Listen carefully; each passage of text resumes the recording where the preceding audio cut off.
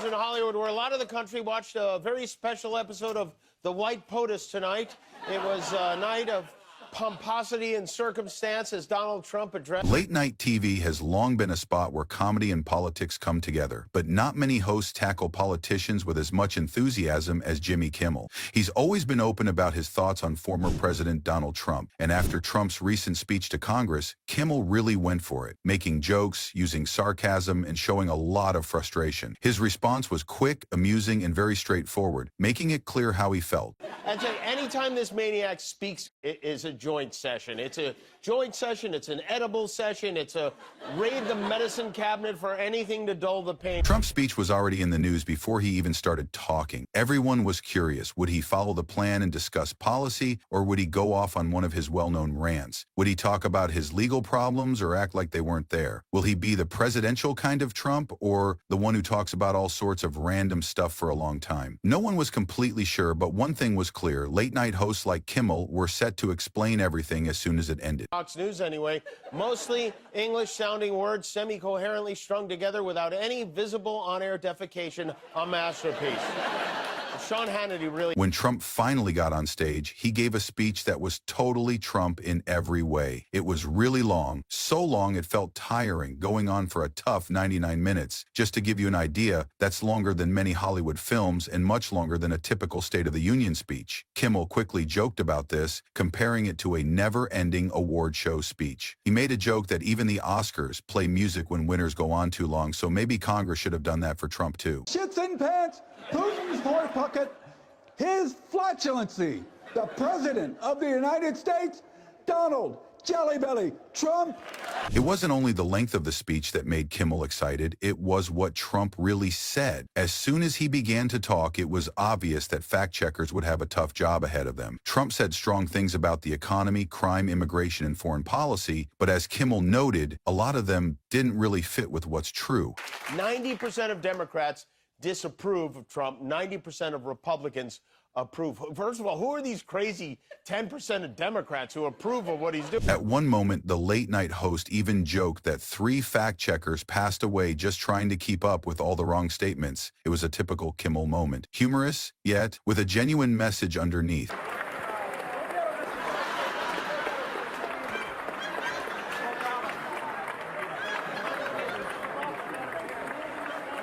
Kimmel often joked about Trump's views on the economy. Trump described a scene of money success, saying that during his time, fewer people were without jobs, prices were stable, and the stock market was doing really well. Kimmel, naturally, didn't believe it. They include wildly unpopular tariffs, abandoning our allies, buddying up to Russia, tax cuts for the rich, and turning Gaza into Atlantic City. All the reasons blue-collar America voted. He jokingly asked if Trump was referring to a different world where economic rules don't count. He made a joke about how Trump talks about money, saying that in Trump's view, debt isn't important, taxes are up for grabs, and somehow trade wars are seen as a positive. What he's talking about, I have no idea. The stock market's down, consumer confidence is down, the dollar is down. The only things that are high are egg prices and Elon. Kimmel also criticized Trump's remarks about immigration. The president repeated his strict views, discussing the wall, taking strong action against migrants, and making it tougher for people to come into the U.S. unless they had a lot of money. That America is great again. He did it. It was a ridiculous speech. He talked about a guy hitting a woman in the face with a volleyball. He bragged about his $5 million immigrant gold card. Kimmel made fun of this idea by acting like Trump had set up a gold card system where only rich people could become citizens. Using his typical sarcasm, he joked that the Statue of Liberty could just as well say, "Give me your rich, your privileged, your tax-evading elite." The crowd burst into laughter, but the joke had a more serious point about Trump's immigration policies. He said he's put an end to transgender mice. He told our farmers to have a lot of fun and said the days of unelected bureaucrats are over. Trump talked a lot about foreign policy in his speech, and Kimmel had a lot to share about it. Trump said his America First slogan again, vowing to be strong against foes while pointing fingers at previous presidents for the issues facing America. Kimmel highlighted the inconsistency. Trump had spent years getting close to authoritarian leaders while criticizing traditional allies. Trump touted many of his executive orders, including an order he issued on Saturday that makes English the official language of the United States. Finally, He joked that Trump's foreign policy was so hard to guess that even a magic 8-ball would provide more reliable answers. One day he thinks they're great, the next day he's saying they're awful. Even the people who back him must be tired trying to keep up, Kimmel said, shaking his head. Sure, a Trump speech always includes a jab at the media. As expected, he spent a lot of time grumbling about fake news and saying that reporters were trying to get him. Kimmel wasn't going to ignore this. To be a sanctuary in the failing New York Times by an anonymous,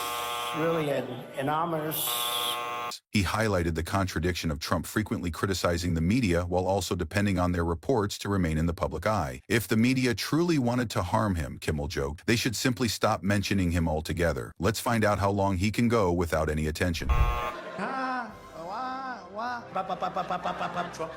Trump. Hurrah, MAGA. God bless the United States.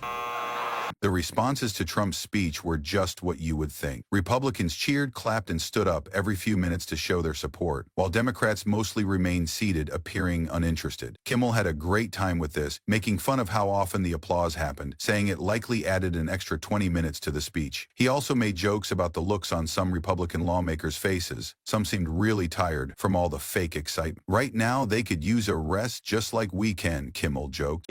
They did. Some of them wore pink clothes, which was pretty wild. But some Democrats were yelling at Trump to the point where a very unhappy Kimmel had a really funny moment when he copied how Trump talks. People recognize that Trump has a special style of talking. He uses many hand movements, big facial expressions, and often says things again to make a point. Kimmel embraced this, copying Trump's way of speaking just right. It was great, folks. Really great. The greatest talk. A lot of folks are talking about it. A lot of people. Some people think Lincoln might feel envious. I'm not sure, but that's what they're saying. Trust me, the crowd burst into laughter because it was just right. Take your seat.